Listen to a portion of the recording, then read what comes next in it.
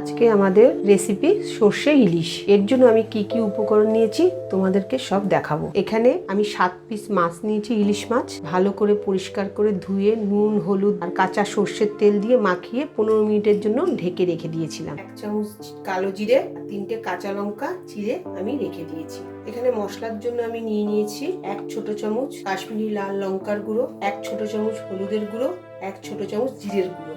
এটাকে আমি কিছুটা জল দিয়ে ভিজিয়ে রেখে দিয়েছি। এখানে আমি অর্ধেকটা নারকেল নিয়েছি, ভালো করে কুড়িয়ে পেস্ট বানিয়েছি মিক্সিতে। পেস্ট বানিয়ে আমি ওটার থেকে দুধ ছেঁকে রেখে দিয়েছিলাম। এখানে আমি 2 ছোট চামচ সর্ষে, কালো সর্ষে নিয়েছি আমি, আর 2 ছোট চামচ পোস্ত আর 3টে কাঁচা লঙ্কা মিক্সিতে ভালো করে পেস্ট করে ছেঁকে রেখে দিয়েছি। তার জন্য কড়াই বসিয়ে দিয়েছি। এখানে আমি পরিমাণ মতন সর্ষের তেল নিয়ে নেব।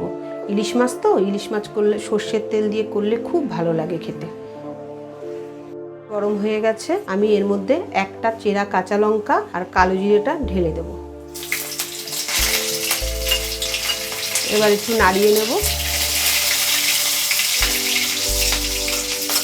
এর মধ্যে আমি যে মশলাটা করে রেখেছিলাম সেই মশলাটা দিয়ে দেব।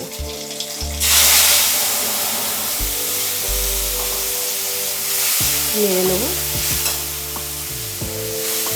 একটু নেড়ে নেব।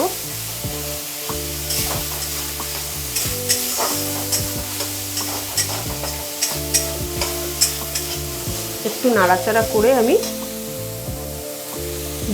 দুধটা করে রেখেছিলাম সেই দুধটা ঢেলে দেব।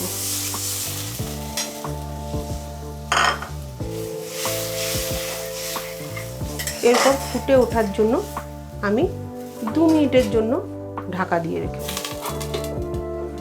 ঢাকাটা তুলে নেব, তুলে একটু নাড়িয়ে নেব।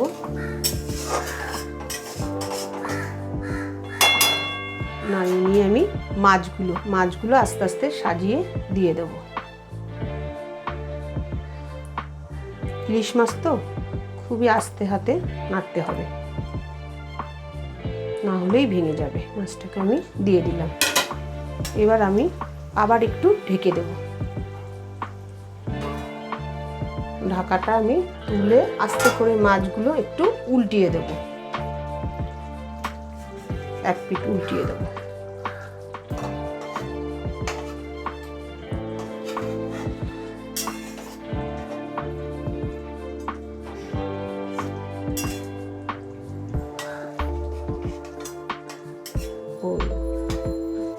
মাছগুলোর সব আমি উল্টিয়ে নিয়েছি। আবার 2 মিনিটের জন্য আমি এটাকে ঢেকে দেব। ঢাকাটা আমি তুলে নেব।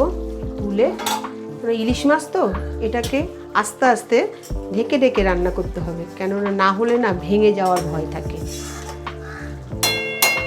এরপর আমি সর্ষে আর পোস্ত বাটাটা আমি এর মধ্যে দিয়ে দেব।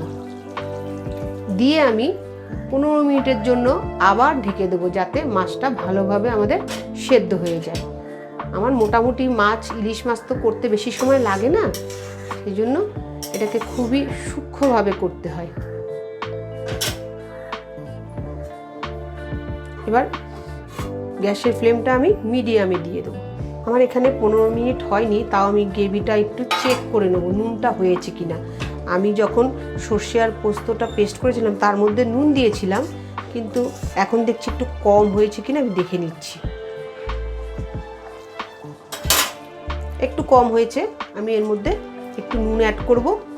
তোমরা তোমাদের স্বাদ অনুযায়ী নুনটা অ্যাড করে নেবে। আমি আবার 5 মিনিটের জন্য ঢেকে দেব।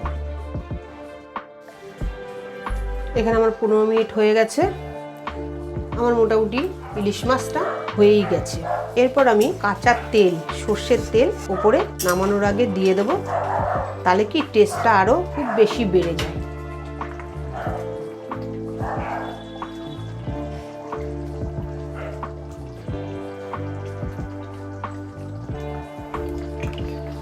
দুটো চিড়ে কাঁচা লঙ্কা দিয়ে দিলাম। এবার আমি গ্যাসের ফ্লেমটা অফ করে দেবো। আবার 2 মিনিটের জন্য ঢেকে দেবো।